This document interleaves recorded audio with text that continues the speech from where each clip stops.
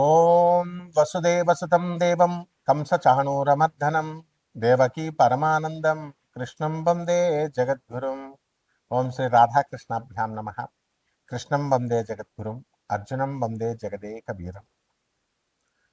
ఇప్పుడు శని వక్రించినటువంటి సమయం జూలై నెల 26, 27వ తేదీల్లో 2026 సంవత్సరంలో శని మరి మీన రాశిలో మనకి వక్రించడం అనేటటువంటిది జరిగింది. ఇది ఎప్పటి వరకు ఉంటుంది ఈ శని వక్రించి అంటే మనకి డిసెంబర్ 10, 11, 2026 సంవత్సరం వరకు ఉంటుంది. మళ్ళీ శని సవ్య దిశలోకి డిసెంబర్ 10, 11వ తేదీల్లోకి వస్తాడు. రఫ్గా కనుక మనం చూసుకున్నట్లయితే 4.5 నెలల సమయం ఈ సైకిల్ అనేటటువంటిది కొనసాగుతూ ఉంటుంది. దీన్ని ఎక్కడికి మళ్ళీ సవ్యదశలోకి వస్తుందంటే మళ్ళీ డీప్ వాటర్స్ అయినటువంటి మీనరాశిలోకే మనకి ఈ వక్రించడం జరుగుతుంది. స్పెసిఫిక్గా మనకి ట్రాన్సిట్ ఎక్కడికంటే త్రూ రేవతి నక్షత్రం, ఉత్తరాభాద్ర నక్షత్రం నుంచి మనకి ట్రాన్సిట్ అనేటటువంటిది జరుగుతుంది. మరి దీని వలన మనకి కొన్ని రాశుల వారికి మేలు జరుగుతూ ఉంటుంది, కొన్ని రాశుల వారికి మధ్యస్థంగా ఉంటుంది, అలాగే కొన్ని రాశుల వారికి మరి యాడ్వర్స్ రిజల్ట్స్, బ్యాడ్ రిజల్ట్స్ ఇస్తూ ఉంటుంది. కాబట్టి దీనికి మనం ఏం చేయాలండి అని అంటే మనకి ఆగస్ట్ నెలలో మనం 12వ తేదీన మనకి ఒకటి జరుగుతుందండి. ఆగస్టు 12న మనకి టోటల్ సోలార్ ఎక్లిప్స్ అంటే సంపూర్ణ సూర్యగ్రహణం ఏర్పడబోతోంది. అసలు మనం ఆగస్టు 12న 2026 సంవత్సరంలో ఒక వెరీ రేర్గా జరిగేటటువంటి 6 గ్రహాల అలైన్మెంట్ అనేటటువంటిది, 6 ప్లానెట్ అలైన్మెంట్ అనేటటువంటిది జరుగుతుంది. ఏమిటి ఆ గ్రహాలు అంటే బుధుడు, కుజుడు, గురుడు, శని. ఈ గ్రహాలు 4 అయితే యురానస్ అండ్ నెప్ట్యూన్ అంటే రాహుకేతువులు దగ్గరగా ఉంటాయి. వీటి పోలికలు ఇవన్నీ కూడా they will stretch across the predawn sky. మొత్తం అంతా కూడా ఒకే ఆర్చ్ లాగా వస్తుందన్నమాట. సో దీన్ని మనందరం కూడా నేకెడ్ అయితే చూడొచ్చు మనం ఖగోళంలో, ఆకాశంలో. బెస్ట్ టైం ఏంటంటే ఆగస్టు 12వ తేదీన దగ్గరగా 1 గంట నుంచి గంటన్నర పాటు మనకి ఎవరి ఊర్లో వాళ్ళకి లోకల్ సన్ రైజ్ లొకేషన్ ఏదైతే ఉందో ఆ లోకల్ సన్ రైజ్ టైంలో దానికంటే ముందు గంటన్నర ముందు మనకి ఈ 6 ప్లానెట్ల అలైన్మెంట్ కనబడుతూ ఉంటుంది. అలాగే ఈ యొక్క మనకి ఈ ఆకాశంలో ఈ స్ట్రెచ్ అయినటువంటి ఈ ఆర్క్ ఏమవుతుందంటే morning eastern and north eastern హారిజన్లో ఇది ఏర్పడుతుంది. అలాగే ఈ యొక్క ప్లానెట్ విజిబిలిటీ అనేటటువంటిది అంటే అందరూ చూడొచ్చా అండి దీన్ని అంటే బుధుడు, గురుడు, శని, కుజుడు ఇవి చాలా బ్రైట్గా కనబడతాయి.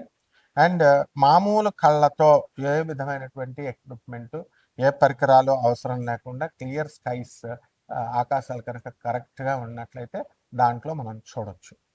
అలాగే ఎయిడెడ్ ఐ ప్లానెట్స్ ఏదో ఒకటి మనం సహాయం తీసుకొని చూడాలి. యురానస్ని, నెప్ట్యూన్ని మనం ఏం చేస్తామంటే పెయింట్గా ఉంటాయి కొంచెం అవి, అందువలన బైనాకులర్స్ కానీ అంటే అంత కళావంతంగా ఉండవు అనమాట. బైనాకులర్స్ కానీ లేదా బ్యాక్యార్డ్ టెలిస్కోప్ని మనం పెట్టుకొని మనం వాటిని స్పాట్ చేయొచ్చు అనమాట.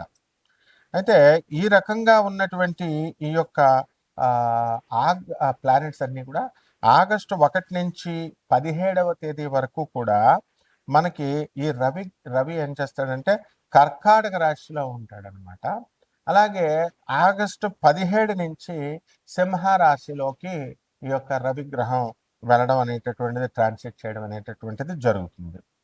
దాని వలన మనకి మేజర్ ఇంపాక్ట్స్ ఏముంటాయండి ఈ శని వక్రించడం వలన అంటే 7.5 జరుగుతుంది కదా ఏలినాటి శని కొన్ని ప్లానెట్స్కి. ఆ 7.5 ఫేజ్ జరుగుతున్నటువంటి వాళ్ళకి ఎవరికి కుంభరాశి, మీనరాశి, తర్వాత మనకి మేషరాశికి జరుగుతుంది.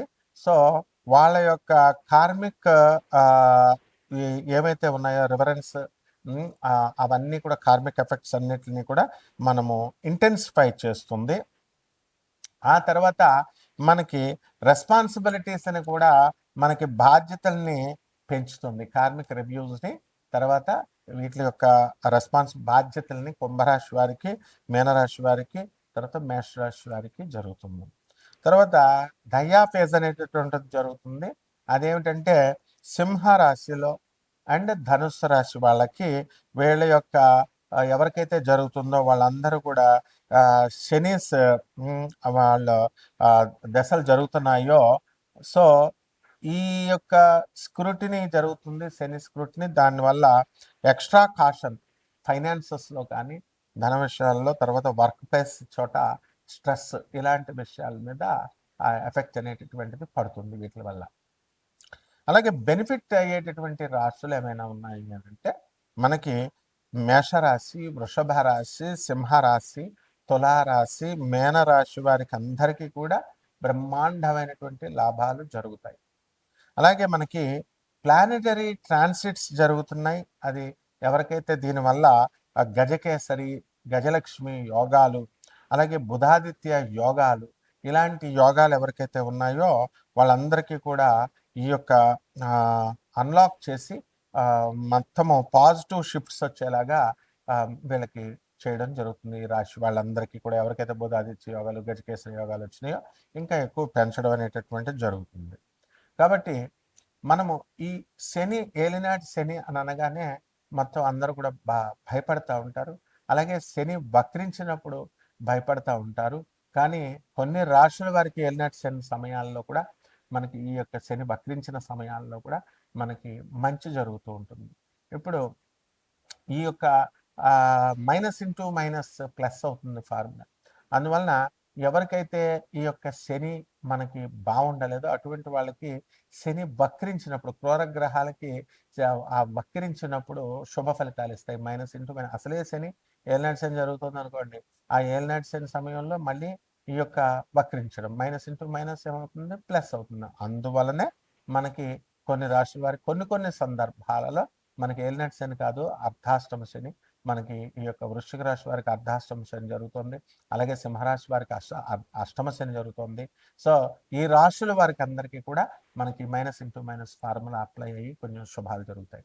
కాబట్టి ఇవన్నీ కూడా గోచార రీత్యా మనం చెబుతున్నాము. కోటాను కోట్ల మంది కామన్ ప్లాట్ఫారం మీద మీ వ్యక్తిగత జాతకాలలో మీకు ఎవరికైతే ఈ సాఫ్ట్వేర్ ఉద్యోగాలు చేస్తున్నటువంటి వాళ్ళకు ఉద్యోగాలు పోయినాయో లే ఆఫ్ల వల్ల, అటువంటి వాళ్ళకి అందరికీ మళ్ళీ ఉద్యోగాలు తిరిగి వస్తాయా రావా, వివాహాలు అవుతాయా అవ్వవా, చాలా సంవత్సరాల నుంచి ఫైనాన్సెస్ ఇన్వెస్ట్మెంట్స్ మనం పెట్టుబడి పెట్టి ఉంచాము, అప్పులు ఇచ్చున్నాము, ఆ అప్పులన్నీ కూడా వస్తాయా రావా, ఇవన్నీ కూడా వ్యక్తిగత జాతకాలను బట్టే చెప్పాలి. కాబట్టి ఇటువంటి వాళ్ళందరూ కూడా కావలసినటువంటి వాళ్ళు మరి అందరూ కూడా మనకి కాంటాక్ట్ చేయొచ్చు. దాని ద్వారా మనం వాళ్ళందరికీ కూడా చెప్పడం జరుగుతుంది. కొన్ని వాళ్ళకి కావలసినటువంటి రెమెడీస్ అన్నీ కూడా మనం చెప్పడం జరుగుతుంది. మీనరాశి, ఈ మీనరాశి వారికి అందరికీ కూడా మనకి ఈ శని వక్రించడం వల్ల అధికంగా లాభం పొందేటటువంటి రాశుల్లో ఇది ఒకటి అనమాట. కాబట్టి ఈ మీ కార్మికమైనటువంటి కర్మలన్నీ కూడా తొలగడము, పూర్వజన్మ బ్యాడ్ కర్మలు, ఆ తర్వాత బాధ్యతల్లో ముందుకు వెళ్ళడము జరుగుతుంది.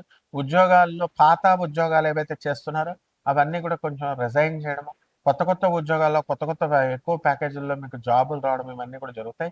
ఎవరైతే సాఫ్ట్వేర్ ఉద్యోగస్తులు విదేశాల్లో ఉన్నారో అటువంటి వాళ్ళకి జాబులు పోయినాయో అటువంటి వాళ్ళకి స్వదేశంలో కూడా రావడానికి అవకాశం ఉంది. ముఖ్యంగా విద్యార్థులు పాపం పార్ట్ టైం జాబులు లేక కిటకిటలు ఆడుతున్నారు. అటువంటి వాళ్ళందరూ కూడా కటకటలాడేటటువంటి ఆ విద్యార్థులకి సాఫ్ట్వేర్ జాబులు రావడం అనేటటువంటి జరుగుతాయి. ఇక్కడ మనకి మీనరాశి వారికి అందరికీ కూడా న్యూ ఇన్కమ్ స్ట్రీమ్స్ అనేటటువంటివి ఓపెనింగ్ అప్ అవుతాయి. అలాగే along side successful completion of long delayed tasks అనమాట.